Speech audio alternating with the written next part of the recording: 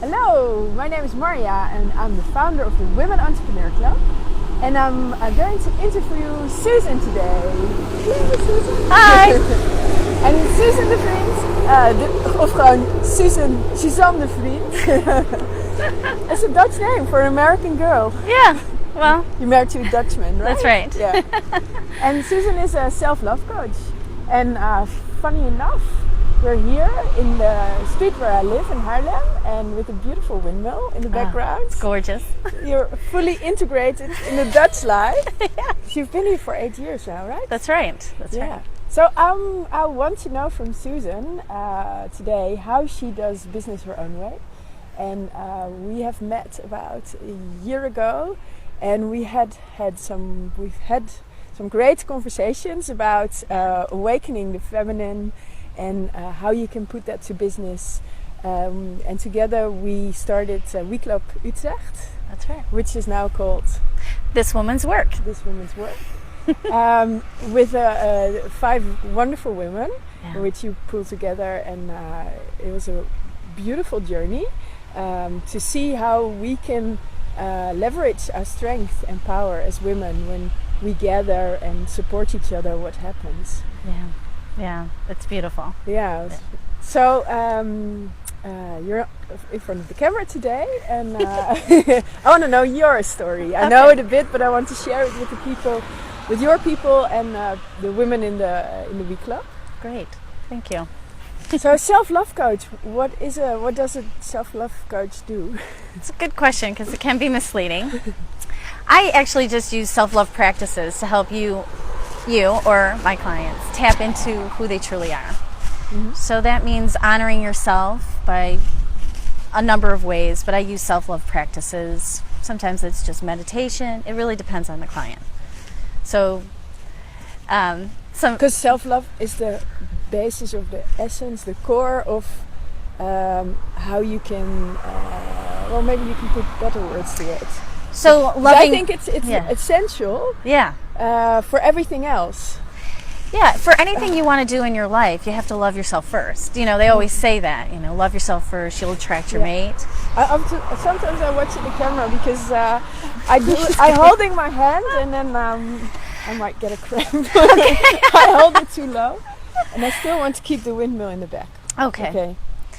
So, well, it's about how you lead your life. If you're tapping into your own inner wisdom. And that starts with really recognizing who you are, your preferences, your voice. And so I work with women because we have a lot of work to do there.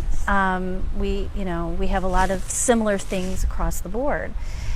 But we need to feel not feeling good enough. Worthiness seems to be the biggest one for us women, and there's a lot of reasons for us globally to feel that way, but also individually. How we were raised and where our culture, there's so many factors that build into it. But women have a chance right now to really affect change in the world. And we both agree on this. The world needs it right now. Yeah. So. And we have a lot of media such as Facebook and online trainings that we can follow, but we can also provide to help other women. Right. Exactly. Which, these tools are still so super new to us, and if we can use them, we are using them. Right, and it's an amazing way to connect with more women. And it took me a while to understand that. It's like, this is to me normal and easy and comfortable. But I'm very, I realize right now we might be touching the lives of several hundred people right now. We don't know. Yeah.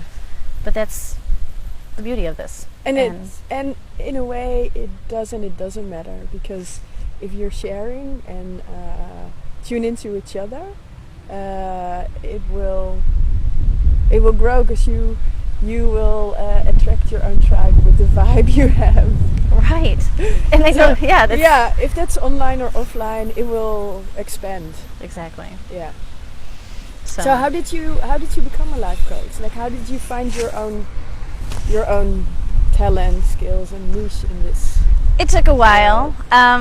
And it's funny because I remember a friend who went through life coaching, and I didn't know what life coaching was. And I was like, life coaching? What's a life coach? I mean, I know how to live my life. And I've actually had people say that to me too.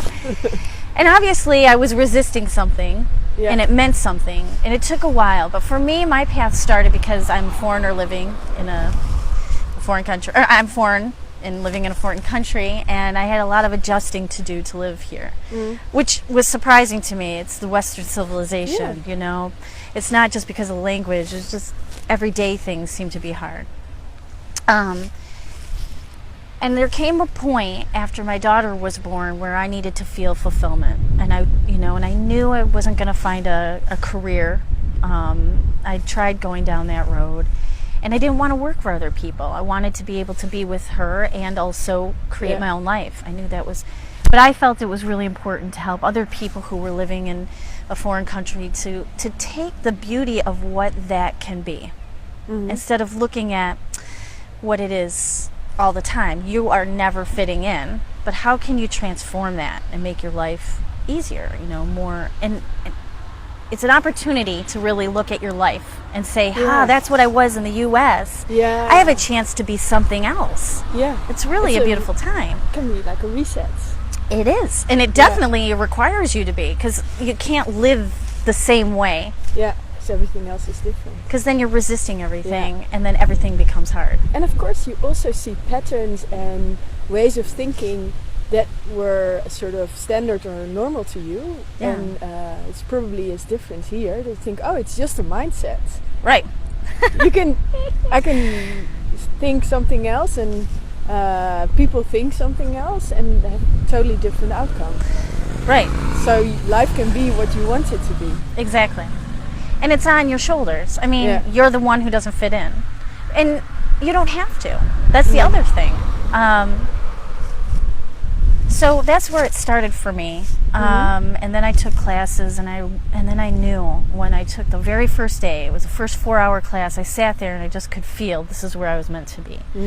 Everything felt natural. I was like excited, and I just wanted more and more and more of that space. And you know, it was, oh my God, this is great. Everybody should be this way. You know, we should always be talking to each other this way.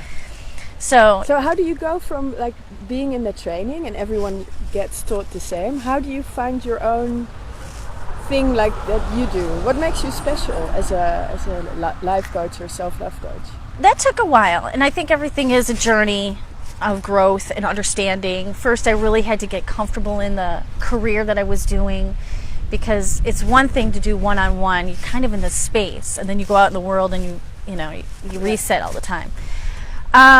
So it took, I hired it's okay. We went down for a minute.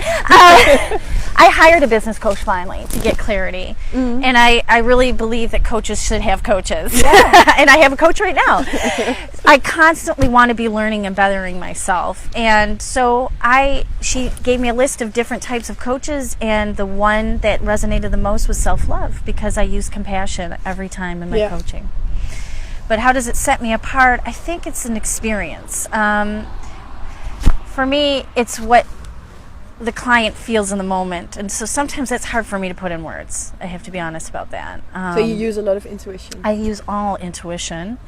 And I'm going to further my education to get a little bit stronger in the other tools, because as well as intuition's great, but I'd like to have more of a skill set. But kind of lost my way there for a minute. I use intuition, and I use a lot of spiritual stuff. And I like that. Thank you. That's great, because you know that there's something there, and I think you have a beautiful way of putting words to it and making it clear. And I have to watch the camera. So it's you make visual, or you make it clear what's also there.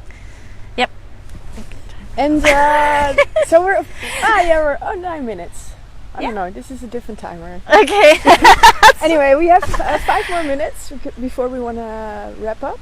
And I'd like to know, what kind of tools do you have, or tips or tricks when you're stuck? How do you get unstuck? So for me personally, I do a lot of journaling. Writing for me and pen to paper, there's something about connecting the physical. Yeah. It does, if you really get to a place where it's almost meditative and you do free writing.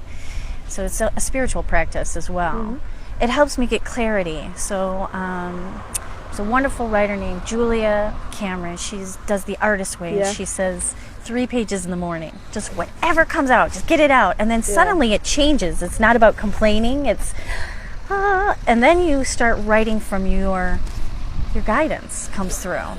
And then you go, oh yeah, that's who I should call today. And why didn't I think of that? Yeah. And that really helps me. And it takes about 20 minutes, I think.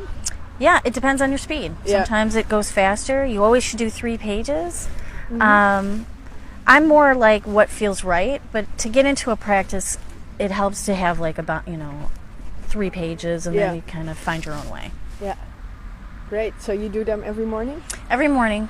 I wake up in the morning, and that's one of the first things I do, along with a meditation and a few other little things. Yeah. And I think step into the doing. Like you did a Facebook Live the other day. Yeah. And you hadn't done them for a while. Right. And something triggered you. Or actually a video from Natalie triggered you, and then you start doing, and I asked you, like, how are you doing now? And you said, oh, much better. So I think that's stepping into, action. Action is, and just not knowing, but just doing and see what comes next. It's letting go, which are, getting out of your own way, all these cliche things, they mean something when you experience them. Stop trying to control the outcome or the process. And accept the vulnerability, because that's really the place of power. And your power is right now, in this moment. Yeah. And that's all there is. That's right. These moments. So don't be afraid, and try and experiment, and we're all learning. So that's the beautiful thing. And find good people who support Very you. important. Yeah. You need that. Yeah. Especially when you're exploring new things about yourself, and it takes some work and consistency, and but we're all doing it. Yeah, and some loving support. Loving support. When you don't see Community. things like they are, like they can be. Have somebody to check in with, all that stuff. It's important to have people. Yeah, and we've built 2 wonderful places. Yeah. One in Utrecht and one in Amsterdam, where you can meet other like-minded women once a month. And that's a wonderful, safe place to come and explore how you do your business your own way. Yeah, definitely. Yeah, safe space. So exactly. Super thankful for your Sharing. sharing. This is great. I feel really peaceful now. Me too. And the rain went away, and it's beautiful. We had a little rain. So. Yeah. Thank you. Yeah, thank you. Mwah. And thank you for watching. See you next time. See you. Oh, and if you want to get some tips and tricks on how to attract business your own way, you can subscribe in the link below. Bye. Bye.